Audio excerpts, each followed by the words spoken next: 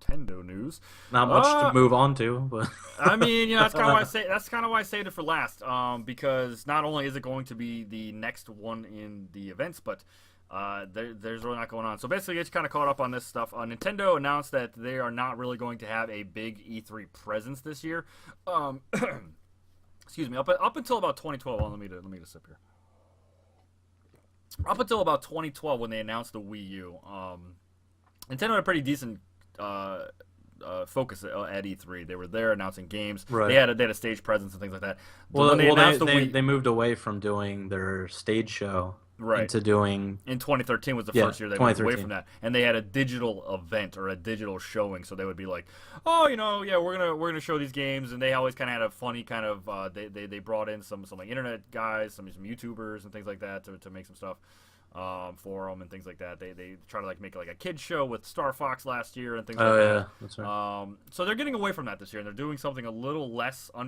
It's completely unconventional in every sense of the term. They're not skipping E3. But They might as they're- well, But Jesus. they're not going to have a press conference, and they're only going to be streaming their games through the Nintendo Treehouse Live event. So basically, Nintendo's E3 show kicks. This is according to Nintendo's E3 page. According Nintendo's E3 show kicks off at 1700 BST. What the fuck is that? Bullshit Tuesday- standard. on Tuesday, June 14th. What the hell is 1700 BST? I need to look into this. Can you look and see what that is? 1700 BST. I don't Yeah. even know see what that is. I don't know why it's not Pacific Standard Time. I have no idea what the fuck that is. What is Nintendo doing? They're in Pacific Standard shits. What the fuck is BST? British Standard Time? Yeah, British summertime.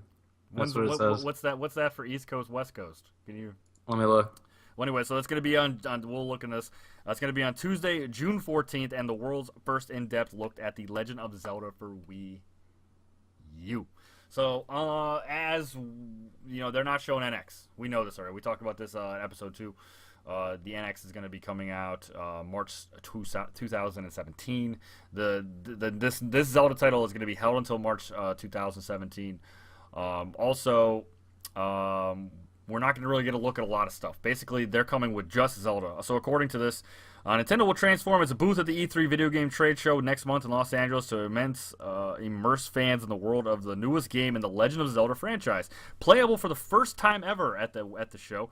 To ensure attendees are able to try the experience, the Legend of Zelda Wii will be Nintendo's focus on the show this year and will be the only playable game in Nintendo's booth via extended demos. Jeez. So they're only bringing Zelda. Though it's not the only game that they will stream from their Treehouse event, there will be some other games there. As we know, we talked a lot about this in episode 2, that Nintendo is actually ending Wii U's production in about 2018. So they're starting to pivot away from Wii U and the Wii brand. Yeah, they're distancing themselves from it. So there's only going to be a few types of games coming out. Basically, the only other games that we have that are going to be coming out for Nintendo. We're gonna have Nintendo. We're gonna have where am I? Tokyo Mirage Sessions Sharp FE, which is the Which looks awesome. I don't know. it looks It crazy. looks pretty cool. It's like a Persona type of game. It's at least something unique to get excited developed about by for that Atlas. system. Yeah, it's an interesting JRPG going to be exclusive to Wii U, which actually is it's like Persona, but it actually has Fire Emblem characters in it, which is kind of crazy. Which is bizarre. It's really bizarre. I mean, yeah, basically the game takes place as like these demons come into your world, and I think they're the Fire Emblem characters, and they're trying to steal your Mirage, which is basically. And you're like a pop star? Yeah, your Mirage is your coolness. I don't know. And they're trying to steal that, and you got to fight them. I don't know. It sounds wild. It Yeah. sounds crazy. And from what I've heard from like people that really enjoy types of games like Persona and the Shin Megami Tensei games, like this is essentially like that with Fire Emblem characters. So it looks kind of crazy and amazing, and hopefully it's cool. And then we're gonna see a lot more of that game at E3 from Nintendo. But Yeah, they said they would have it. so yeah, basically, if you've never seen a Nintendo Treehouse live event, basically they have Nintendo reps. They're playing the games live, and they're just streaming it. They're trying to show what's happening. No big reveals, events, things like that. Yeah. Now, that's not saying that we're not going to get a Nintendo Direct later in the year. I think we're gonna. Right. I think we'll get some directs later towards holiday that will talk about the NX and what's happening with that and stuff like that.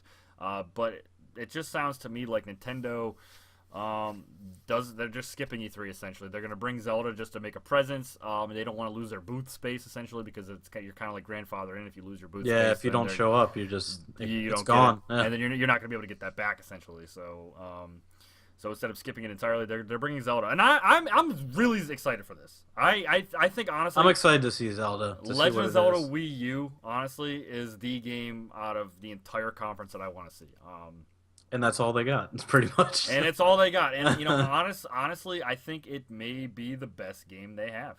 I mean, I think it's out of all these other games. I mean, it better be, talking about, Jesus. I mean, I think they're like, we'll also talk a little bit about Pokemon Sun and Moon on 3DS. We're also going to talk about Monster Hunter Generations on 3DS. We're going to talk about Dragon Quest on 3DS. It's coming out. It's Dragon Quest. They probably 7. might talk about like iPhone stuff since they have that Pokemon Go game. Yeah, we'll probably hear about Pokemon Go. We'll probably hear about more of their apps and things like that. Yeah. I don't really know how. But Uh-huh. I guess they'll work these into the treehouse somehow. So they'll be like, oh, now we're gonna talk about this and show how this kind of stuff works. But yeah, don't expect a big event. Basically, they're It's just a low key thing, pretty much. and I mean this kind of sucks, man. I think this directly has to do with Satoru Iwata passing. Probably. He had a big. It was his last E3 was last year. They were. I don't. He wasn't Star there Fox. last year, was he? He wasn't there because he was sick, but Yeah. he was a part of the direct. He morphed into Falco Lombardi from Star Oh, Fox. that's And stuff. right. They made a puppet out of him and stuff. Yeah, And he was I remember there. that. So I mean, he was like he felt like his spirit he was there, but yeah, he was sick, and unfortunately we lost him a few months later. Yeah. But yeah, I do think that this is a big part of Nintendo, kind of evolving into the next generation of what Nintendo will be. We're not going to see much of that until later this year in 2017 when the next console, the NX, comes out. But they have said, get this clear, that the NX will not be here. There's no NX news coming. They're not ready to show it yet.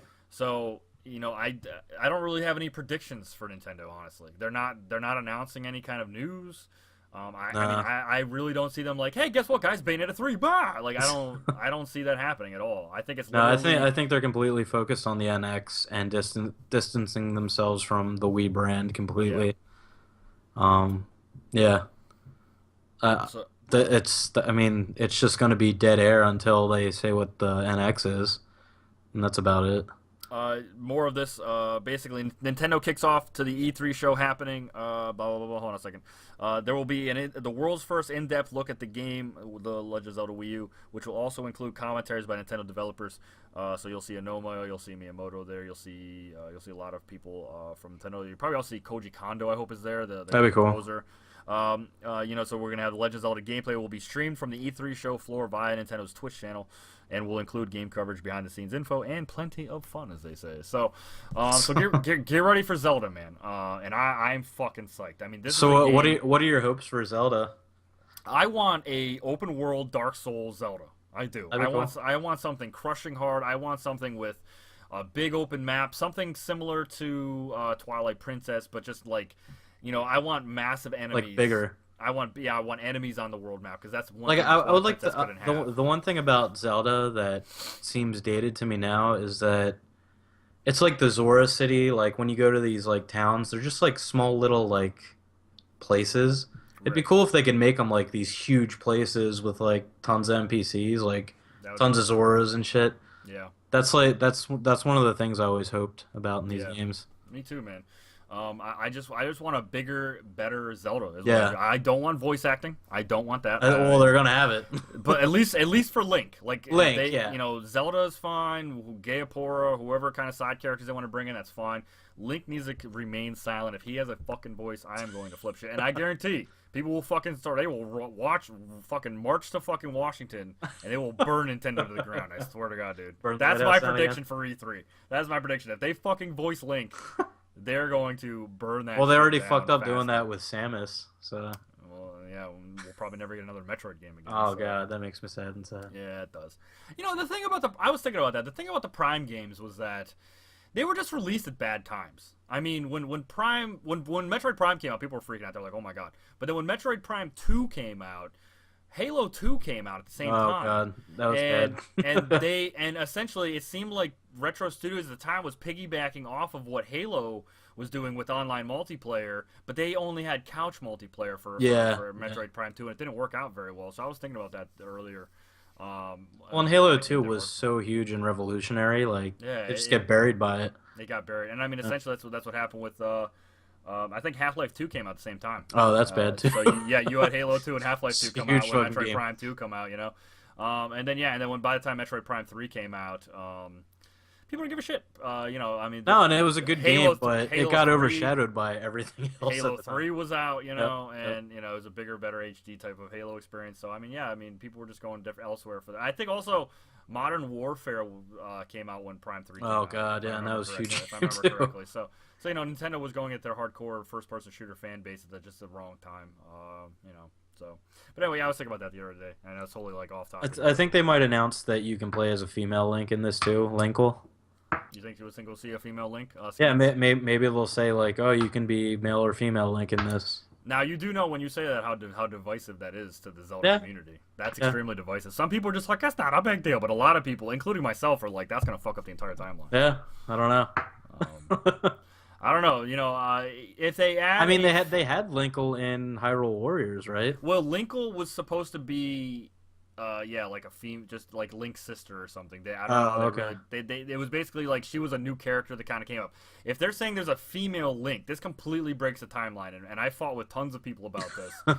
And maybe we can go into this a little bit. I'm not gonna talk for too long. But basically, the Zelda timeline it comes from there's the goddess Hylia. All these characters are reincarnated versions of people, right? So the goddess Hylia is Zelda. So Right. the goddess Hylia was Zelda. Ganon is Demise. So I mean, basically, it would be like, could they just swap the sexes because they're gods and deities? I don't know. And my belief was always that Link was reincarnated fierce deity from Majora's Mask. I got Right. fights about that people all the time. People are like, no, that's just the masks and the happiness, and I'm like, no, I really, true, honestly believe that the fierce deity was kind of like this like loose cannon type of entity that could be swayed either in the good or evil way, and basically Link got that and was always persuaded to the good side, and would have always been interesting if he was persuaded to the dark side, because they always kind of told it as he was always like the courage, he was always this good guy. But I don't know, I think it would be kind of interesting if we do get a bad Link one day.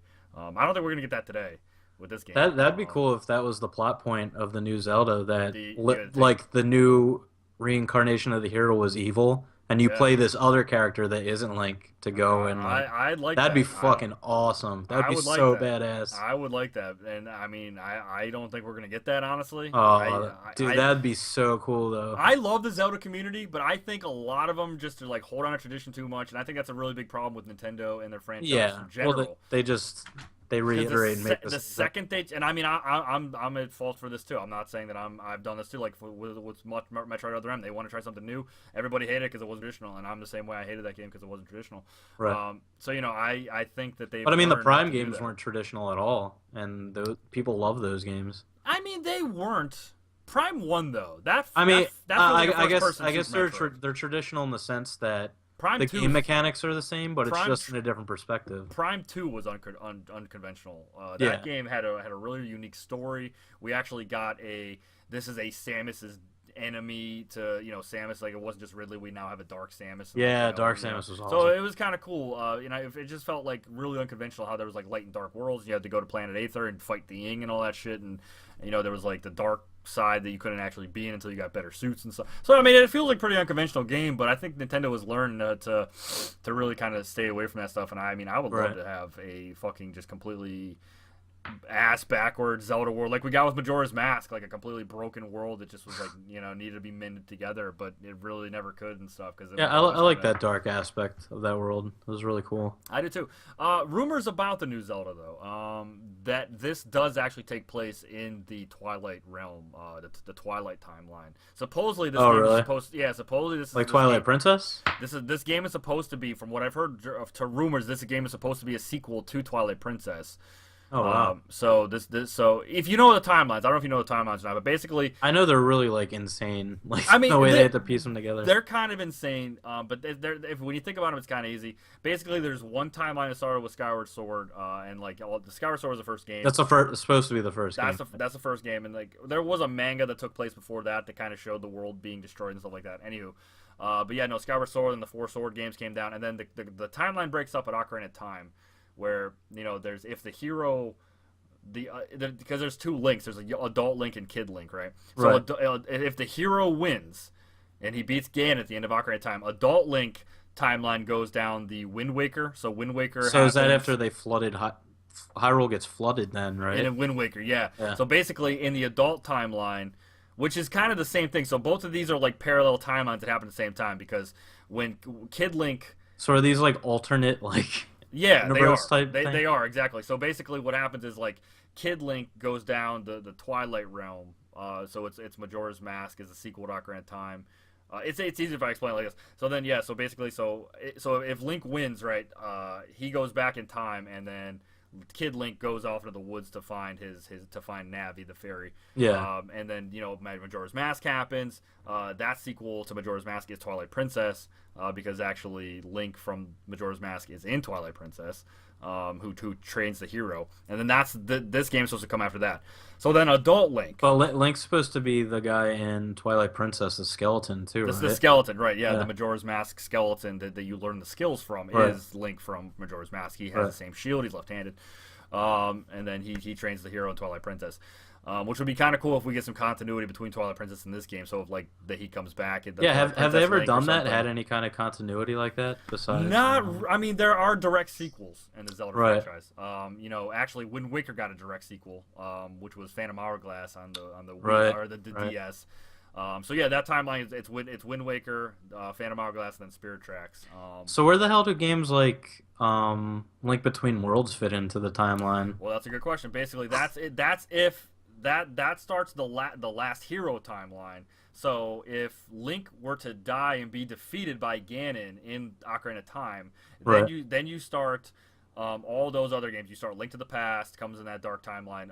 Okay. The original two Zeldas on NES, so Legend of Zelda 1, and then So they follow that Link. alternate timeline. Yeah, and then also the Capcom games. You get Oracle of Ages and Yeah. Seasons. Yeah. You also get Link Between Worlds, which actually crosses back and forth between the Last Hero timeline and the Dark World timeline, the Twilight Realm timeline, because you go to to Low Rule and things like that, which is supposed Yeah, to be yeah. in the Twilight Realm and things like that. So yeah, I mean, that's where all those games. And I always was kind of wondering, like, would we ever get another Last Hero Zelda game? But I don't see them doing that because we just got a Link Between Worlds, which takes place in that timeline.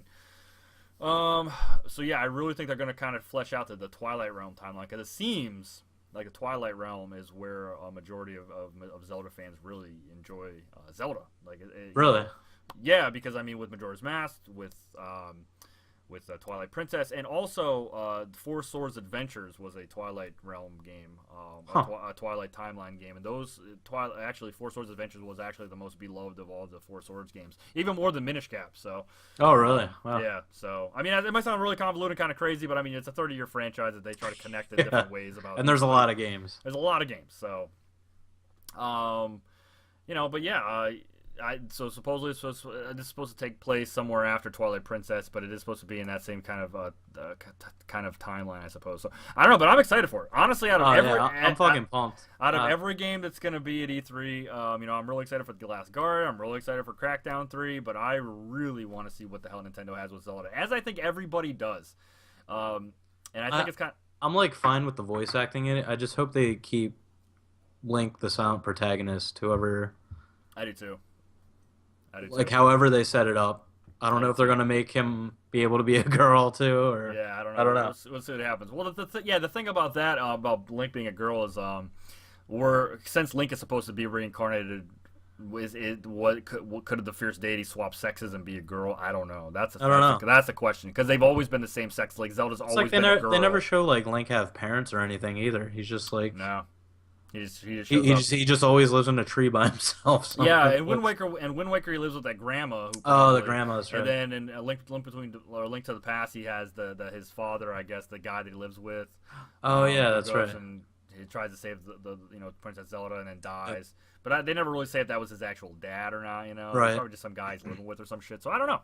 So I mean, there's a lot of things they can do with the Zelda franchise still, and there's a lot of interesting concepts and stuff, and I'm really excited to see it. And I'm glad they're actually devoting a lot of their time to it. Nintendo got a lot of flack for this because they're not going to have a traditional type of thing, but honestly, I think that if they I mean, if they don't have wanna- anything to show, then like, what's the point? well, not just that, right? They don't have much to show. Like, yeah, they do have a couple new games coming out this year, but they are transitioning, kind of growing into this new world of the NX and whatever this will be.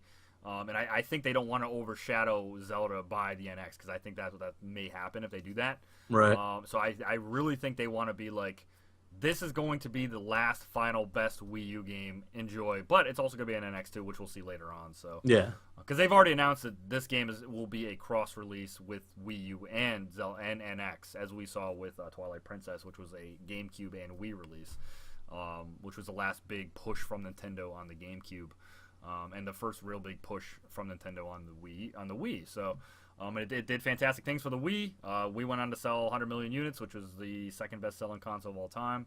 So here's hope for NX that Zelda Wii U, Zelda NX, whatever they decide to call it. We're gonna know. We're not gonna be calling it Zelda Wii U anymore. That's for sure. No. We will be calling it Zelda and the Emperor's fuck or whatever. I don't know. Whatever it may be. Who knows? I mean, I'm fucking excited though. That's the thing. Legend of Zelda. I'm a girl now. I'm a boy, and my mom won't admit it. And now I'm a girl. But yeah, no, I mean, I think that's the biggest thing that I think there was so much flack of that people were so pissed off. I was reading forums and stuff that people were really pissed at Nintendo for not doing their traditional stuff. That they're really gonna come with Zelda, and it's gonna be awesome. And I think that's really what people should just focus on and be like, we're finally gonna get the Zelda game we wanted on Wii U this whole time.